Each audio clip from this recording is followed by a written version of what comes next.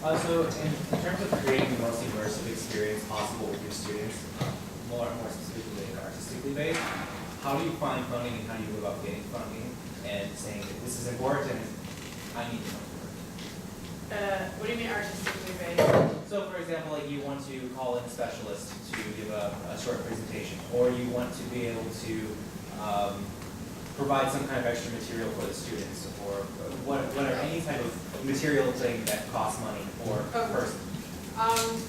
For K through 12, there is not a lot of extra funding that sits around.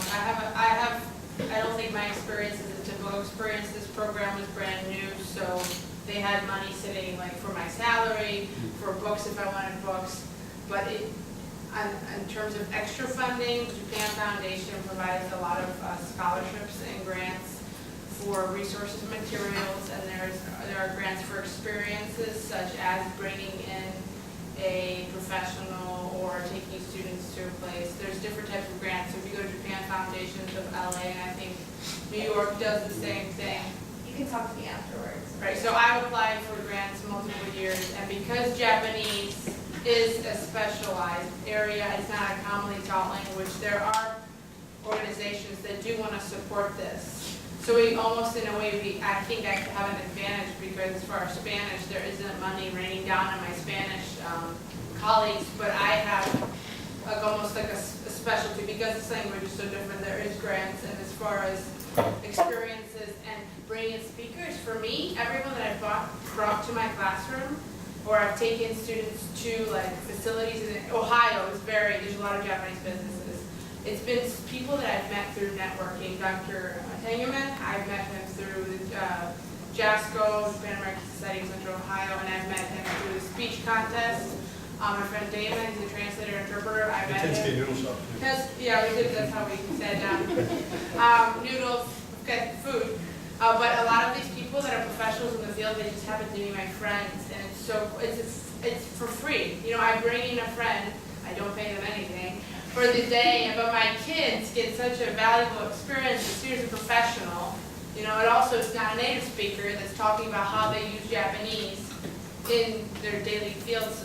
And those are all free things. There's no funding. They come in and they talk to my classes and they bring a PowerPoint. So a lot of it has to do with from networking, people I meet at these events, the people that somehow use Japanese, and I'm like, do you want to come to my classroom? They're like, I'd love to talk to your kids. Or the manufacturing, my kids went to THK Manufacturing in Hebron on Tuesday, and I met this woman who worked for the company at a JASCO event, and she said, hey, you teach Japanese?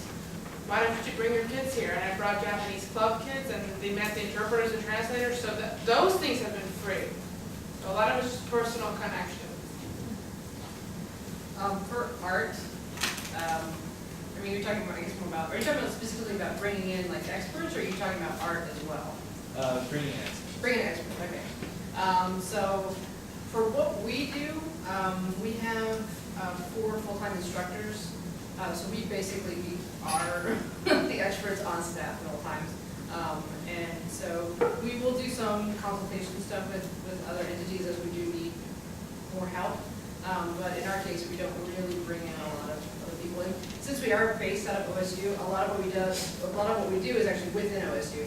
So we'll go talk to people in technology, we'll go talk to people who are in engineering, we'll go, so we actually will network within the university to find different field experts. So I've learned more about automotive English than I had ever known in my entire life. What is a CV joint? Well, I can actually tell you. And so part of that has been actually, going out and even just within the university, talking to different departments and things like that. You don't even need to use anybody outside the students. If you make the students, if you're teaching a language class, if you have the students speak, and don't give them the option to speak, make them speak. Right? Make them speak, and that wiring is going to start to be formed. That internal wiring is going to start to develop. If you have to, but if you create these situations in which they're compelled to speak, starting with the very simplest utterances, then they're going to start creating those skills, again, in their head that they can call on X years down the road when they get in the situation that they have to talk about. Maybe not talk about mold release and bearings or things like that, but if they have to ask how much something is, or So we can really create that with no money, no additional money whatsoever. In terms of like immersion, Right. yeah, in the classroom, that's something I Well, left yeah. out in my thing. I think one of the biggest reasons numbers in Japanese education are dropping, unless people are studying, and high school programs are getting cut, is because the programs aren't relevant to students, and they're not fun and interesting, and they're not speaking based, therefore people aren't coming out successful. That's, I would say, that's a big reason. China's in the news so much, but really we have a much longer history as a country with Japan and a much better historical relationship with Japan than with China. And Japan's future, I think, is still probably a lot more solid, guaranteed than China's. China's a really hard country to take students to. If you're looking to take students there, it's hard to take students to China. There's an infrastructure to get students to Japan. Right? It's not as big. It's got much more. It's got a much better rail system. It's got an infrastructure. It's got a history of dealing with the United States. So I think we have to convince our administrations that China's the new kid on the block, even though they're the old kid on the block in East Asia. But really, I mean, our college is trying to internationalize itself by a kind of skewed version, in my opinion. But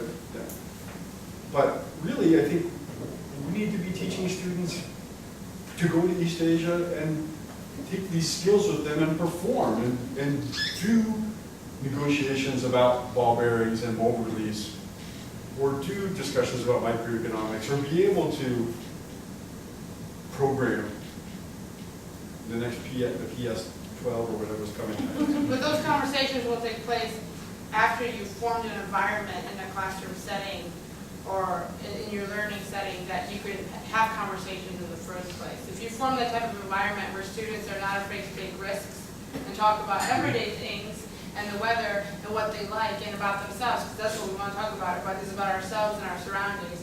After that, you could pick up on the skills on the job set, like automotive words, or translators and interpreters look up words related to their field all the time. So it's setting that ground for not being afraid to make mistakes, I would say, and risk-taking and talking and talking and talking.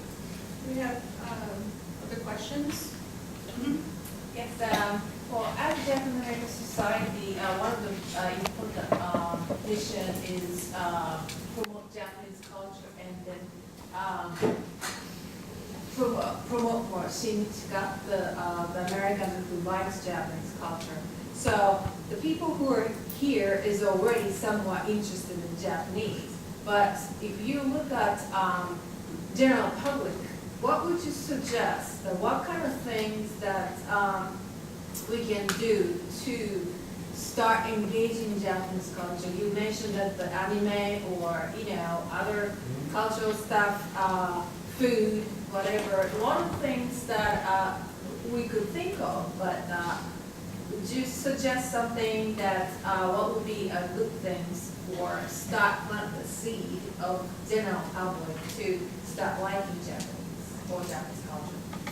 I think that one of the things that we can do is to attempt to show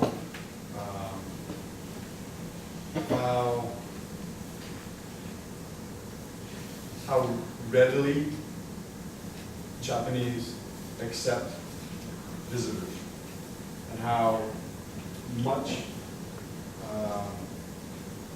U.S.